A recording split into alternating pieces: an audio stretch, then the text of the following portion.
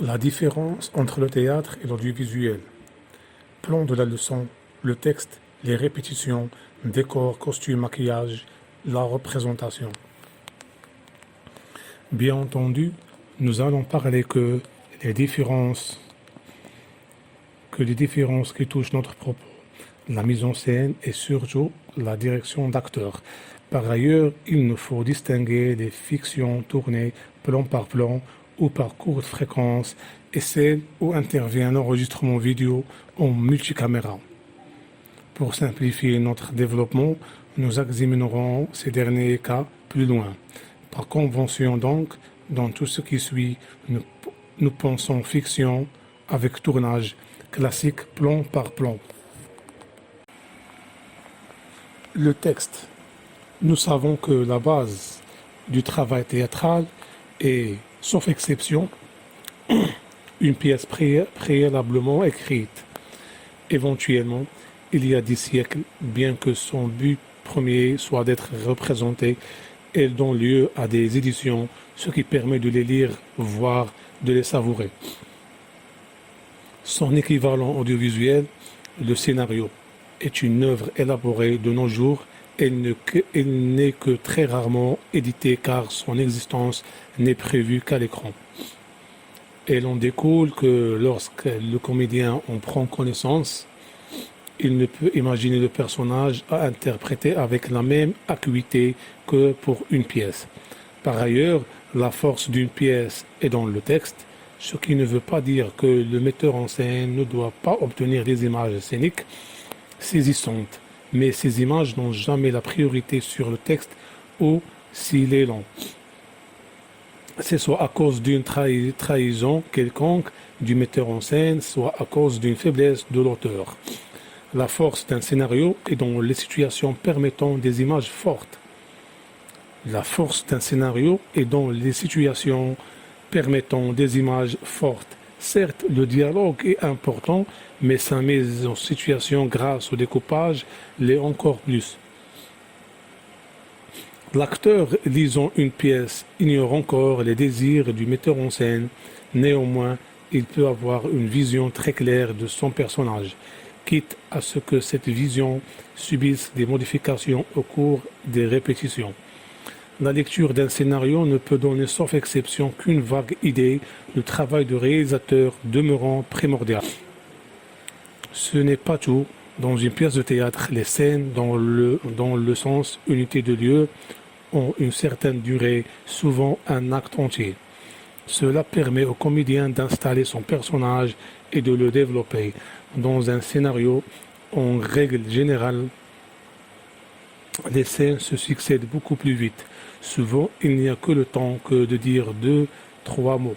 Souvent même, rien. Certes, il y a des films qui se déroulent par grandes scènes, d'autres où les dialogues prennent le dessus sur l'action, etc. Néanmoins, la sensation générale de tout acteur et autres techniciens est le morcellement au détriment des grandes respirations. Tout cela ne facilite pas la construction du personnage.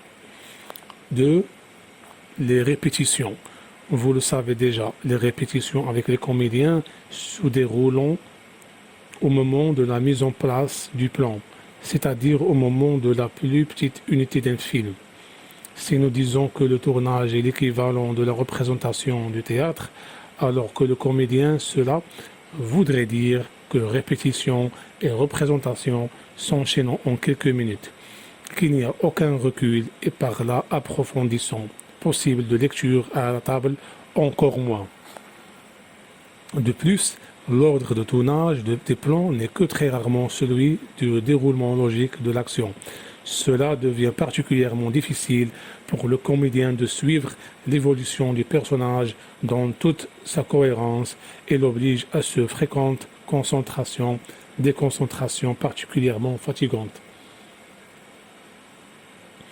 Pour corser tout cela, contrairement au théâtre, les personnages principaux et les seconds rôles ne se rencontrent qu'exceptionnellement en dehors des plans qui les concernent. Imaginons la difficulté que doit surmonter l'acteur incarnant un chef d'entreprise qui est censé agir avec sa secrétaire comme s'il l'a pratiquée depuis des lustres, alors qu'il vient de la rencontrer il y a à peine 10 minutes pour la première fois. Pour lutter contre tous ces inconvénients, le réalisateur n'a qu'à deux solutions. Première solution,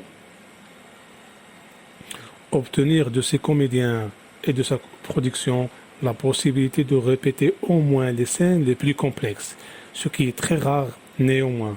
Notons que lorsqu'il s'agit de chant, de danse, de cascade, les répétitions ont bien sûr lieu. Deuxièmement, rencontrer les comédiens avant le tournage, discuter avec eux du rôle, être à l'écoute de leurs suggestions, questions ou angoisses, raconter son point de vue, accompagner l'acteur pour le choix de costumes ou essayage, etc. Visiter avec eux les lieux qu'ils sont censés de bien connaître, le lieu de travail, l'appartement, son ameublement. Essayer de participer à la vie de tous les jours, aussi bien qu'un commissariat de police, lorsque l'action s'y déroule pour sa grande majorité, que d'une salle d'opération, etc. Et également organiser des rencontres entre les premiers rôles et ceux des seconds rôles avec qui ils ont les rapports privilégiés. Par ailleurs, en ce qui concerne les seconds rôles et les silhouettes, ce n'est pas un hasard si au cinéma, on recherche souvent des personnages assez typés, immédiatement catalogués par le public. C'est un truand, c'est un béné, c'est une fille de riz, etc. L'aspect extérieur frappe le spectateur et facilite ainsi l'insertion du second rôle dans le déroulement de l'histoire. 3. Le décor, costume, maquillage. Décor, le plus souvent, le comédien le voit pour la première fois au moment précis où il met le pied sur le plateau. Il y a évidemment des exceptions, surtout quand il est indispensable que l'acteur donne l'impression d'avoir vécu toute sa vie dans le lieu. Mais à part cela, il doit prendre connaissance de son entourage pratiquement au moment de la mise en place du plan. Les costumes, le comédien a plus de chance avec eux, même quand il ne s'agit pas de films historiques, ils sont choisis avec le plus grand soin, portés en avance s'il le faut, etc. Jean Gabin, par exemple, allait acheter les vêtements de ses personnages dans les boutiques où tel type social pouvait aller. Fripier pour un clochard, boulevard Sébastopol pour l'ouvrier, un grand tailleur sur mesure pour un riche industriel, etc. Le maquillage, finit le travail artisanal de l'acteur devant sa glace, ces moments privilégiés de sa concentration pour des raisons de raccord rigoureux, d'un jour à l'autre, ainsi que du parfait réalisme. Même quand il s'agit de monstres, dans ce cas, c'est le monstre qui doit être crédible. On exige l'œil et le savoir-faire du technicien hautement spécialisé, le maquilleur, le plus souvent la maquilleuse. Quatrièmement, la représentation. Nous l'avons vu, la représentation équivaut au tournage. L'acteur n'a donc pas de public devant lui. Certes, il y a toute l'équipe technique et principalement le réalisateur, mais c'est un public totalement silencieux. L'acteur ne peut connaître leur réaction qu'après le plan, et encore à part les quitus du réalisateur. Il ne saura pas grand-chose de l'effet de son jeu. Il doit attendre le visionnage des rushs à condition qu'ils soient admis, ce qui n'est pas toujours le cas, mais il faut bien le dire, les rushs sont éprouvants. Le réalisateur est pratiquement le seul à saisir la future construction dans ses détails, ses finesses et ses efficacités.